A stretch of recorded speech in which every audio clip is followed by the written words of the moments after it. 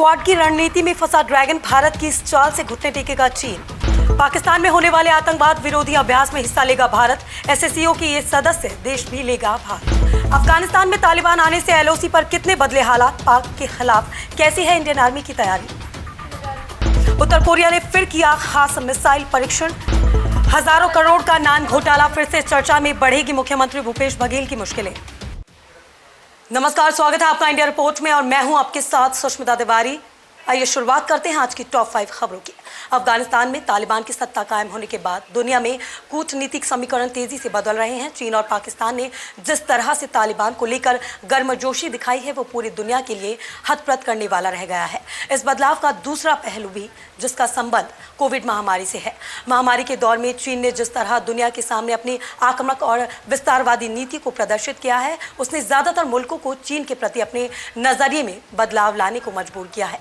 दक्षिण चीन सागर में लंबे समय से चीन का मनमाना रवैया जग जाहिर रहा है। दूसरी तरफ भारत के साथ सीमा संघर्ष ने यह साबित कर दिया है कि अपनी महत्वाकांक्षाओं को लेकर चीन मौके के इंतजार में है। ये घटनाक्रम अमेरिका की नीति में तत्कालीन बदलाव का कारण जरूर रहे हैं, पर इसकी शुरुआत डोनाल्ड ट्रंप के समय से ही हो चुकी थी। पाकिस्तान में 3 अक्टूबर से होने वाले शंघाई सहयोग संगठन के आतंकवाद विरोधी अभ्यास में भारत भी भाग लेगा। इस अभ्यास में भाग लेने के लिए भारत की ओर से 3 सदस्यीय टीम पाकिस्तान जाएगी।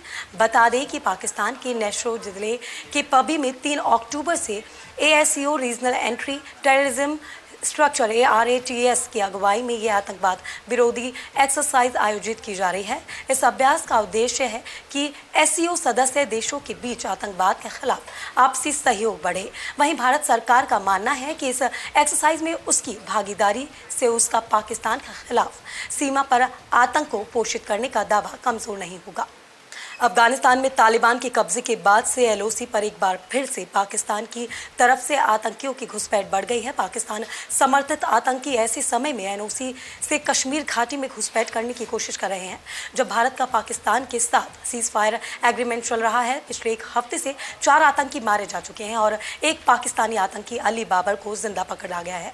ऐसे में LOC पर भारतीय सेना के लिए दोहरी चुनौती है। आखिर क्या है सूरत हाल। लाइन ऑफ कंट्रोल यानी LOC के जानने के लिए अनकट टीम पहुंची और उरी सेक्टर में, ये वही उरी सेक्टर है जहां ठीक 5 साल पहले भारतीय सेना ने POK पर घुसकर सर्जिकल स्ट्राइक की थी। उत्तर कोरिया ने कहा है कि उसने एक हाइपरसोनिक मिसाइल का पहला टेस्ट किया है। उत्तर कोरिया का दावा है कि नई किस्म के इस मिसाइल की रफ्तार ध्वनि से भी 5 गुना तेज है और ये परीक्षण सफल रहा। वहीं दक्षिण कोरियाई सेना ने कहा है कि नॉर्थ कोरिया की ये टेक्नोलॉजी अभी शुरुआती चरण में और इससे युद्ध में तैनात करने लायक बनाने में अभी वक्त लगेगा। उन्होंने ये भी कहा कि दक्षिण कोरिया और अमेरिका दोनों इस मिसाइल का पता लगाने और रोकने में सक्षम है। छत्तीसगढ़ में 36,000 करोड़ का कथित नागरिक आपूर्ति निगम यानी नान घोटाला फिर से चर्चा में आ गया है। विपक्ष में रहते हुए भूपेश बघेल ने नान घोटाले को एक बड़ा मुद्दा बनाया था, लेकिन अब भूपेश बघेल पर ही इस कथित घोटाले को मुख्य अभियुक्त IAS अफसरों को बचाने के आरोप लग रहे हैं।